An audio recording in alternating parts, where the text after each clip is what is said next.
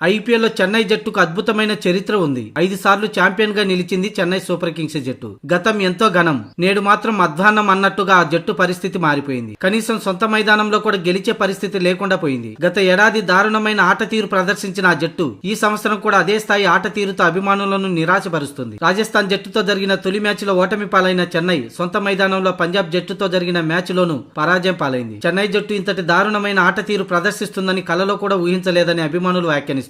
200కు పైగా స్కోర్ చేసినప్పటికీ కాపాడుకోలేదంటే ఆ జట్టు బౌలర్లు ఏ స్థాయిలో బౌలింగ్ చేస్తున్నారో అర్థం చేసుకోవచ్చు. బ్యాటర్ల పరంగా కూడా ఆ జట్టు అంత గొప్పగా లేదు. సంజు శాంసన్ ఆకట్టుకోలేదు. ఐపీఎల్ 2026 వేలం కన్నా ముందు ట్రేడింగ్ లో రాజస్థాన్ రాయల్స్ జట్టు నుంచి చెన్నై సూపర్ కింగ్స్ జట్టులోకి వచ్చాడు సంజు శాంసన్. ఇక టీమిండియా తరపున టీ20 ప్రపంచ కప్ లో విధ్వంసకర ఇన్నింగ్స్ ఆడడంతో ఐపీఎల్ 2026 సీజన్ లో సిఎస్కే అతడిపై ఎన్నో ఆశలు పెట్టుకుంది. ఓపెనర్ గా మెరుపు ఆరంభాన్ని ఇస్తాడని ఆశపడింది. కట్ చేస్తే వరుసగా 2 మ్యాచ్ల్లోనూ సంజు శాంసన్ విఫలమయ్యాడు. రాజస్థాన్ రాయల్స్ తో జరిగిన తొలి మ్యాచ్ లో 6 పరుగులు మాత్రమే చేసిన సంజు శాంసన్ నిన్న శుక్రవారం చేపాక్ వేదికగా పంజాబ్ కింగ్స్ తో జరిగిన మ్యాచ్ లో 7 పరుగులకే పెవిలియన్ చేరుకున్నాడు. ఈ క్రమంలో సోషల్ మీడియాలో సంజు శాంసన్ పై విమర్శల వర్షం కురుస్తుంది. ఈ క్రమంలోనే సంజు శాంసన్ విషయంలో కాస్త ఓపిక ఉండాలని Chennai super Kings head coach Stephen Fleming అన్నాడు. అతడి ఫామ్ పై తమకు ఎలాంటి సందేహం లేదని అన్నాడు. అతడు ప్రతిసారి పరుగులు చేయలేడని చెప్పుకొచ్చాడు. ఇది టీ20 క్రికెట్ అని ఎప్పుడు ఏం జరుగుతుందో చెప్పలేమని అన్నాడు. సంజు శాంసన్ ఒక్కసారి కుదురుకుంటే అతన్ని ఆపడం కష్టతరం. అతడు మ్యాచ్ విన్నర్ అని చెప్పుకొచ్చాడు. 2 ఇన్నింగ్స్ లో విఫలమైనంత మాత్రాన ఆందోళన చెందాల్సిన పని లేదని అన్నాడు.